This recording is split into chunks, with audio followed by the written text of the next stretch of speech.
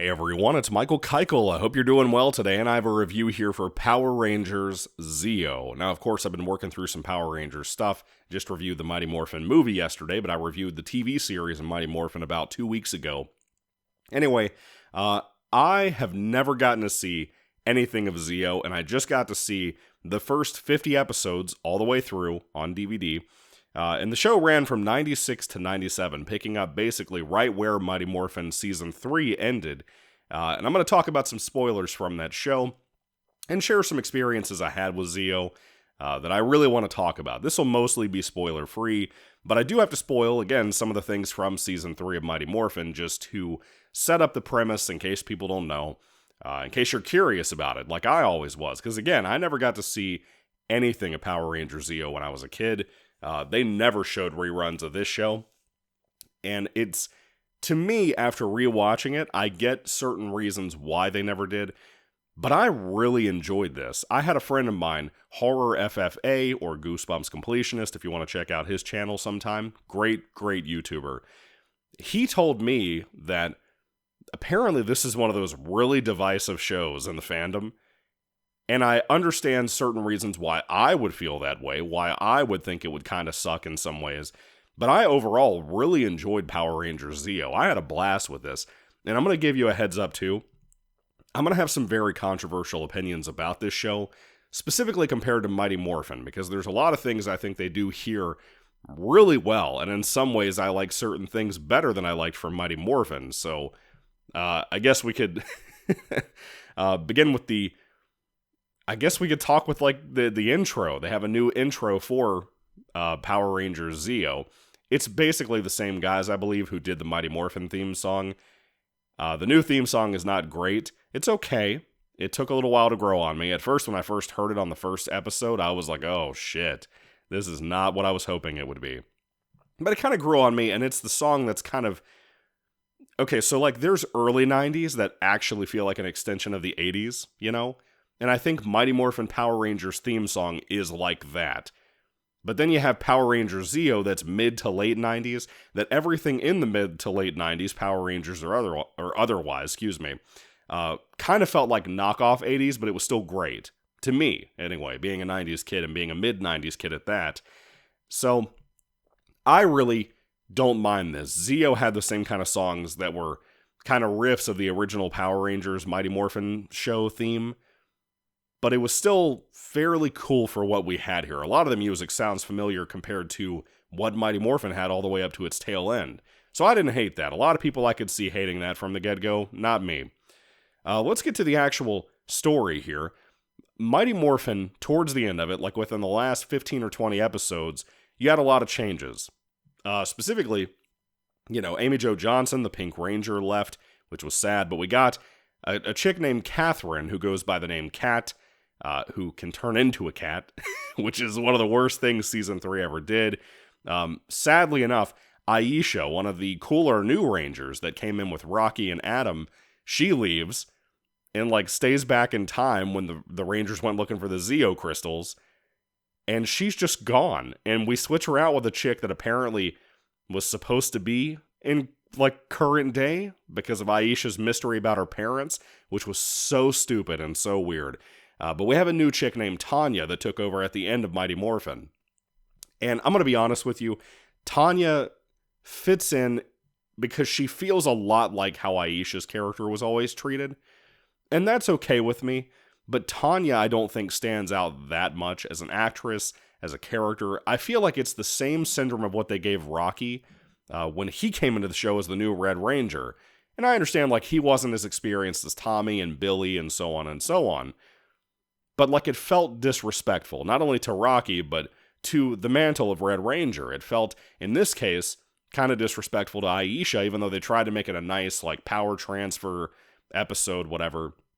The end of Mighty Morphin, like many people know who listen to my review for that, I can't stand most of Season 3. I think most of Season 3, especially towards the end of it with the Alien Rangers stuff, is so awful that, like, I genuinely despise it.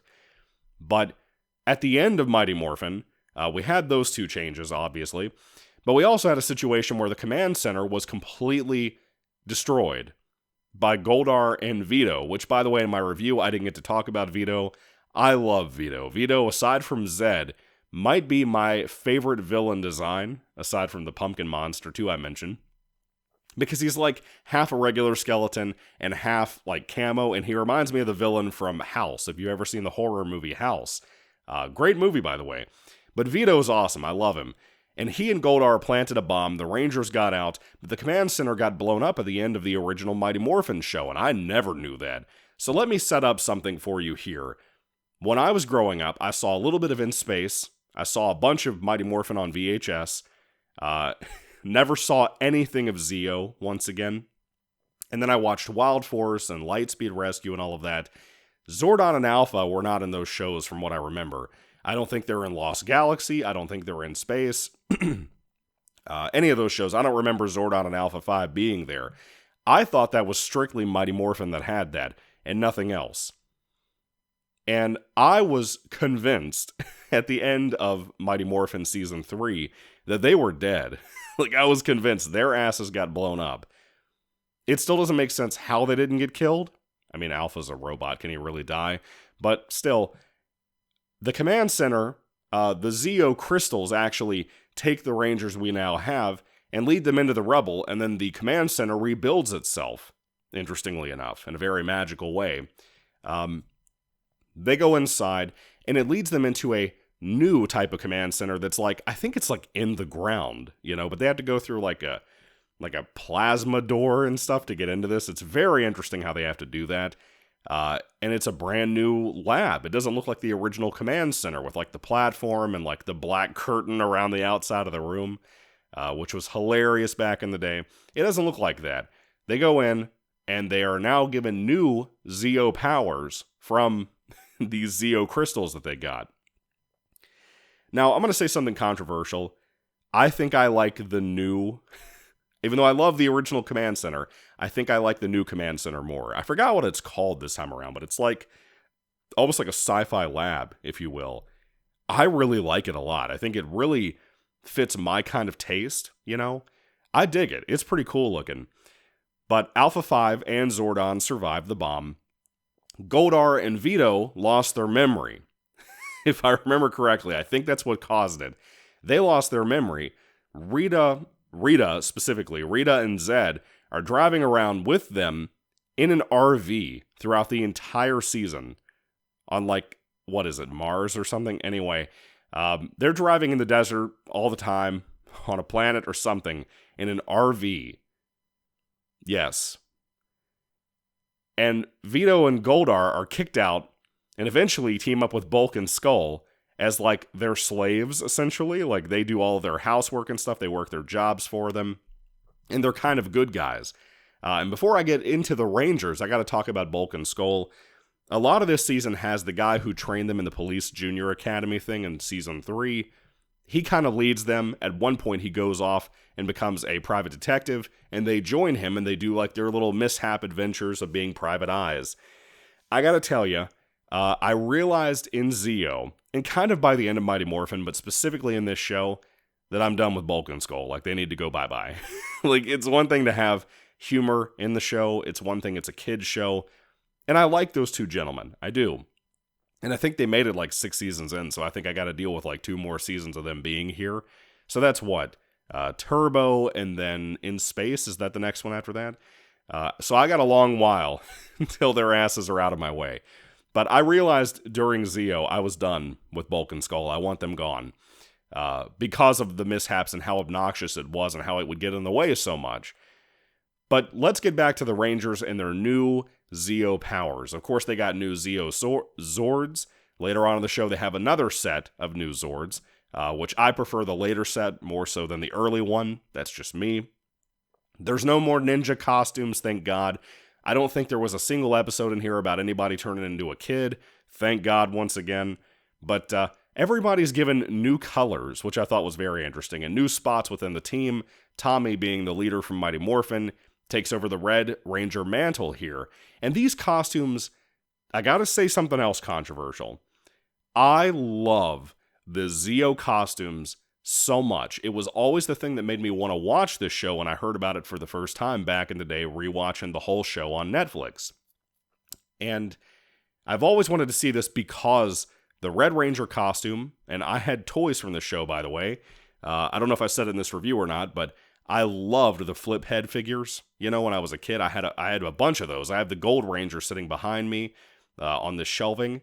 In a box over on the other side of the basement, I have a Warrior Wheel toy that's like the wheel, and then it unfolds into the toy, like the robot from the show. Never heard of a Warrior Wheel, didn't know anything about it, and now I do. Which was a very strange couple of times when he showed up, and he was basically an inflatable. It's hilarious. I lost my train of thought. The new costumes have, like, this show in general kind of has like an Egyptian theme, but for some reason these guys, like the main Rangers, the main 5 characters before we get the Gold Ranger later on, they have shapes themed after them. Especially the later Zords have like shapes themed after them. So what I mean by shapes, in case you're not looking at the picture here, the Blue Ranger has a triangle visor on his mask. The Red Ranger has a star. The Pink Ranger has some kind of oval. I don't know if that's an oval or not, but it looks like it.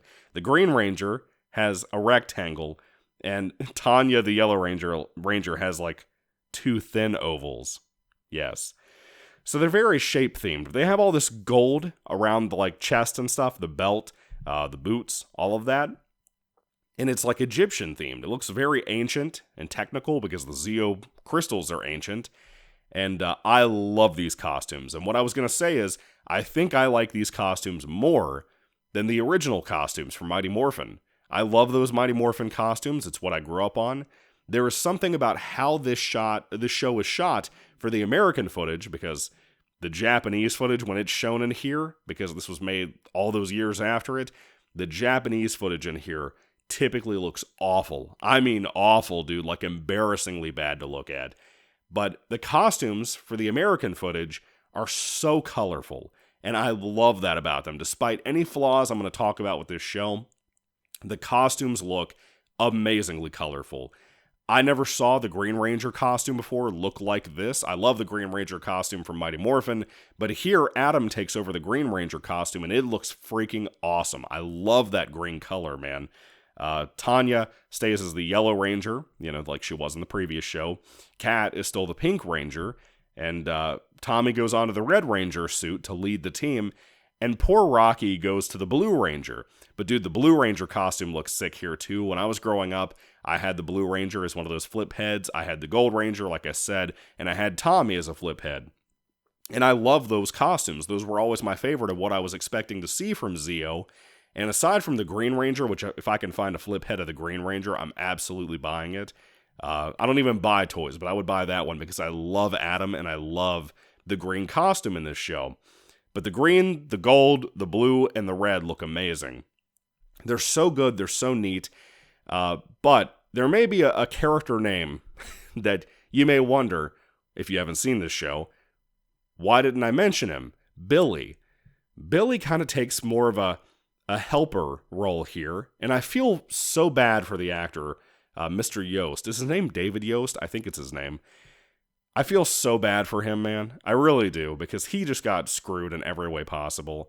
He eventually walked off the show later on in the season.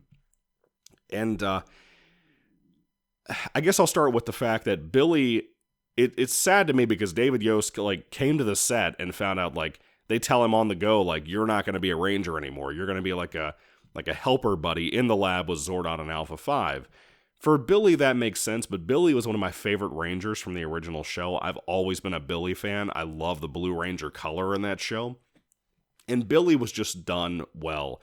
David Yost, or whatever his name is, was always good as that character. I always thought he was super fun. I don't know, there's just something about him I like. He seems like a very sweet man in real life. Now, apparently, they put him in that role of being a side character, and they tease that he may be the Gold Ranger, which I'll try to get to the Gold Ranger later on. But apparently behind the scenes, and a lot of people have talked about this over the years, he himself has talked about this. If anybody doesn't know, he's gay in real life. And supposedly people bullied the hell out of him on Mighty Morphin and here. But apparently Zio's bullying was enough to make him leave. But it's such a strange thing to me because this was not uncommon, being gay in Hollywood in the 90s. It was a thing that went all the way back to the 60s and 70s too. It's probably been before that when movies were around, for God's sake. Hollywood has always had those things in it, and I feel so bad for him, man, because he seems like such a nice guy, and when you see interviews and stuff with him, to me, he seems like such a kind person. I don't know how to explain it, but personally, it's such a shame to be anywhere where you have any kind of, workplace harassment shit. And the poor guy, he didn't deserve that. He didn't deserve that. Just like nowadays, like 2020, nobody deserves to lose their job over whatever political reason or anything. That's a common thing now. People are firing people over politics now. It's pretty crazy, man. But the poor guy, he was bullied to hell, and I feel so bad for him. And frankly, whether it was about being gay or anything else, I would have walked off too with the things you hear from people like him and Austin St. John, Zach from the original show too. I always forget his name. It's Walter something, isn't it? But it makes me sad, man. Nobody deserves that. And he was such to me, a very important part of the show. That number one, I wish he had still been a ranger. But number two, I still feel like, even if he stayed in this kind of lab role of helping out with Zordon and Alpha 5 all the time and building things and inventing things, he was good for that in this show too. But literally, he just walked off the show in like one episode. Towards the last few episodes of the show, they have Billy come in the room, but he's an old man. And it's like, what the hell? But apparently he can't stop aging, which leads us into bringing the fucking Mighty Morphin Alien Rangers into this show. And Jesus, oh my God, if you had seen how hard my eyes rolled, how much of my detailings of my brains I got to see when my eyes rolled, you have no idea. Fucking hate the Alien Rangers. If anybody didn't see the review for Mighty Morphin, I think I went on a tangent for like 5 minutes about that. Not gonna do that here. Still love their costumes. Still hate the American actors for them. Just gonna put that out there. But let's get over to the Gold Ranger. Now, I talked a little bit about him being teased to be Billy as the identity, but it wasn't him, which was sad in my opinion. But I gotta tell you, the identity of the Golden Ranger would have broken my brain as a kid. It totally would have, so I'm kind of glad I didn't see Zio, but it still would have been magical to see what they did with the Gold Ranger in this show. I talked about loving Tommy's costume. I talked about loving Rocky's costume, which, by the way, Rocky, what is the actor's name? Steve Cardenas, is that his name? He is so much better in this show. I really liked him in Zio a lot. I feel like he deserves better from the fandom and everybody. But he's really good as the Blue Ranger. But the Gold Ranger, when he's first showing up, he has like a modified voice, right? And he's like not allowed to hang out with the Rangers because apparently he says at one point that if anybody knows his identity, and he's apparently some kind of alien of some sort, I'll get to that too, that he says that if he reveals his identity to anybody, he'll lose his powers. But he's even more ancient Egypt centric in theme. Like, he flies a giant fucking pyramid. Like, the Egyptians would be jealous of the pyramid that he flies from space to here. And by the way, when it turns into a Megazord, it is the goofiest looking shit I have ever seen in my life. How would it move its legs? Like, for real. And then, like, the regular Zio Megazord just fits inside of it when they fight together. How insanely stupid. So, at first it's teased that it may be Billy who's this Gold Ranger, but this modified voice makes you kind of wonder, well, are they just hiding this because it's a kid's show? I don't know. Turns out, he's an alien called, like, Trey, but, like, Trey is 3 people. So, like, the Christian Trinity from the Bible. And he, like, he's obviously an alien, but, like, he's a group of triplets, identical triplets, in real life, who are dubbed over by another guy with a really good voice from apparently VR Troopers, according to my boy Italian Stallion 51 on YouTube. Another great YouTuber, check him out too. Apparently he was dubbed over, but he has to give his powers away because of how weak he's becoming. And they're trying to figure out somebody who could manage to take over these Gold Ranger powers. And I think they even try to do it with Billy, and it doesn't work. It doesn't stick for some reason. So Tommy says, hey, I've got a great idea for somebody who may work, possibly. And he goes and gets the guy. And when the guy is showing up with Tommy and they're trying to run to this new command center, this person in fucking, California, in the hot-ass summertime weather, is running around with a bandana on his head, sunglasses, and a long trench coat. A black trench coat. You'd know he had to have been sweating his guts out. To go find the command center with Tommy. This person doesn't talk.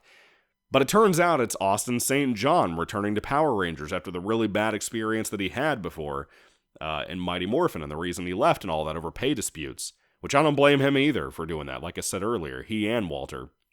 And Trini. Trini left too over it. But he shows up. They do it as kind of a mystery, and he takes over for Trey or whatever as the Gold Ranger. The Gold Ranger costume might be my absolute favorite. I love that costume. I love the toy I've had behind me for all of my life. I've had it since I was very young, before I probably even got to see Mighty Morphin for that matter. And I loved it. I just absolutely love that costume. There's just something about it with the vest and stuff that it has that I just think looks amazing. I think it's a really cool looking costume. And the black on it and stuff, this was the first time we saw a really cool looking Black Ranger. The original black outfit for the Mighty Morphin show doesn't impress me that much. But I love this costume. But Austin St. John is so good here. Every time he shows up, it's something so sweet to me. And I went into the show knowing that he was the Gold Ranger. Everybody always talks about that with this show. So I had that spoiled for me for a long time. But if I had not known that and I was watching this, even now as an adult, that would have shocked the hell out of me. I don't think you understand how much that would have shocked me. But if I was a kid, that would have broken my brain. Between the alien Gold Ranger, how he's a trinity of his own self, and this Austin St. John coming back. That would have blown my mind, man. Anyway, I have something to talk about here with the Rangers getting all new colors. So, they all get reassigned new colors, and of course Tommy went from the green to the white, now Red Ranger. Does he ever just cry at night because when he gets a new Power Rangers identity and a new color, that he goes home and he's just damn, I have to change my whole wardrobe again. He just stands in front of his closet and he cries over it because of, now I have to stop wearing white and green and red. No, I have to start wearing red all the time. That's so sad to me. I thought about that numerous times watching this show, but that really hit in Zeo when poor Tommy would have to change literally everything. The girls won't have to change anything, And Adam would have to go from wearing black all the time to green. That's so sad. But I guess we could talk a little bit about the fights. This is a big deal. So the fights, right? I'm pretty confident that almost every bit of footage for the fights are American footage, except for when the Rangers are running to a fight scene. The fight choreography, I knew from Mighty Morphin that Amy Jo Johnson and people had mentioned that they had to come up with their own choreography for scenes, but the way they were shot and whatnot seemed like they did, number one, multiple takes, and number two, it seemed like they actually tried to do something fairly well, because a lot of the guys on set were martial artists. But Zeo may have the worst Power Rangers fights I ever saw in my life. I love this show. I really did. I swear by it. I really love the show. I'm glad it's only one season. 50 episodes is a little bit long, but Mighty Morphin was 150, so, whatever. But man, I gotta tell you, these fights are terrible. The fights are shockingly bad. We're talking about somebody could be trying to kick one of these new villains I'll get into, and they're a good 10 feet away, and they're missing kicks and stuff that are supposedly landing. And when you're doing close-up, in-camera fight scenes, and you're going to have somebody miss kicking somebody, you don't have them kick somebody's leg that's too close to the camera where you could see that. You have them kick the opposite leg that's further away from the camera, or that the other actor that's getting kicked's body will block it. It'll just look like they got hit, Obviously, you can't really punch and kick people in a TV show or a movie. Accidents happen, but you can't actively go do those kinds of things. This is constantly a problem with this show. The stunts look cool, like when people are jumping up here and there. That's really sick. I love that. But dude, the fights are so bad.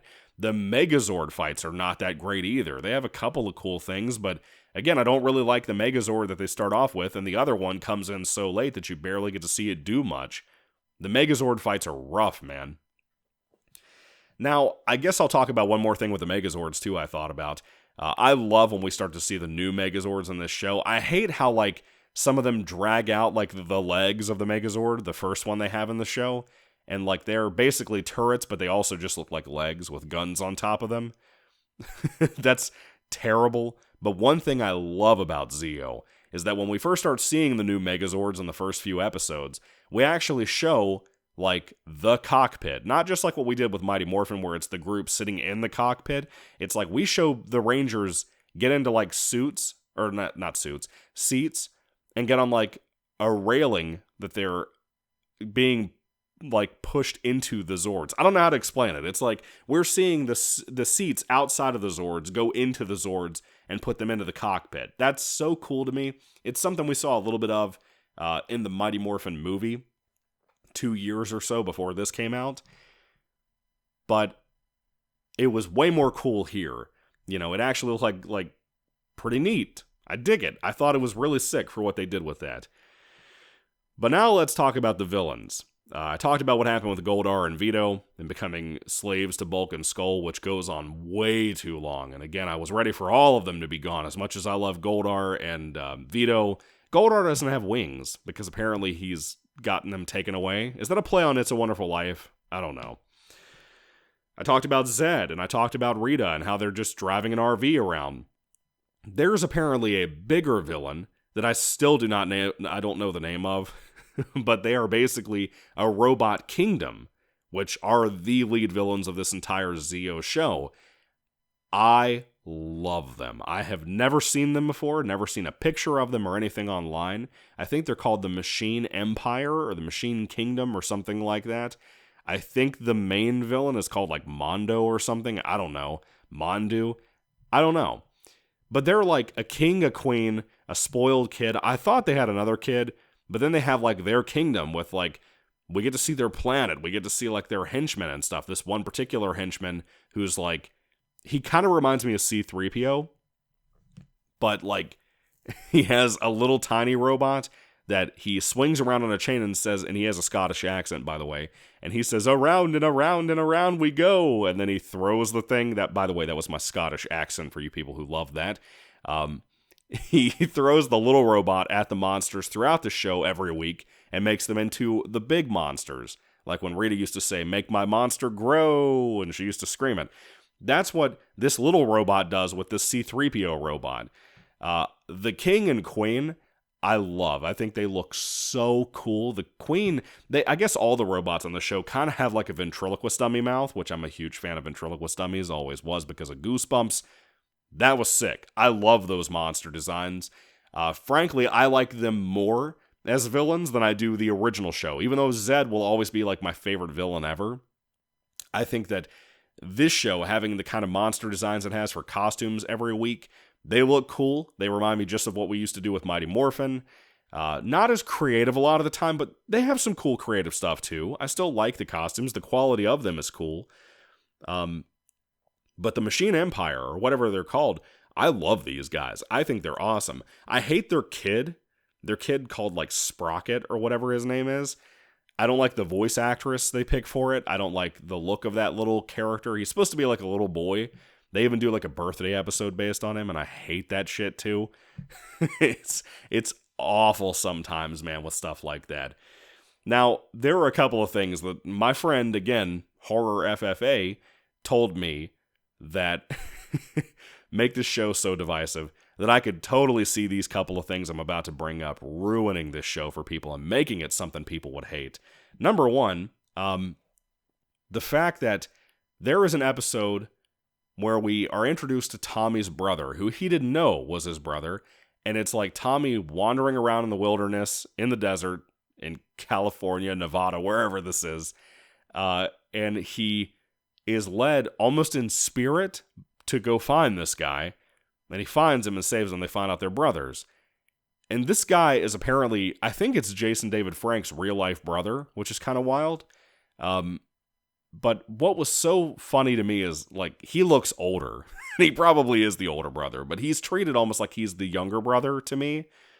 And, like, Tommy is supposed to look out for him. And at one point, when they become really close, he's teaching him karate and stuff.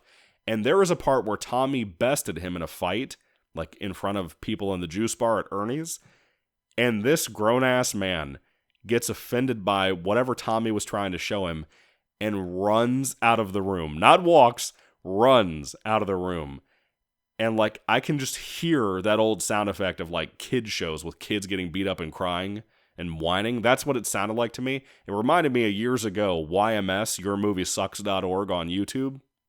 He did a video about an ABC Family movie called Cyberbully. And I remember a scene of the girl in there that was getting bullied running away from, like, her house or something. That's what this reminded me of. The funniest shit I've ever seen in my life. Then you have another episode later on that I was so irritated, I had to fast forward through it because I hated this shit, where Tommy and Aisha are affected, and they have to stop. They can't talk. They have to sing all the way through the episode. It's not a musical episode like you see these obnoxious fucks doing Grey's Anatomy shows and the Flash TV show or CW shows in general. It's not like that, where it's like a musical episode. It's that Tommy and Aisha... No, it's Tanya now, not Aisha. Excuse me.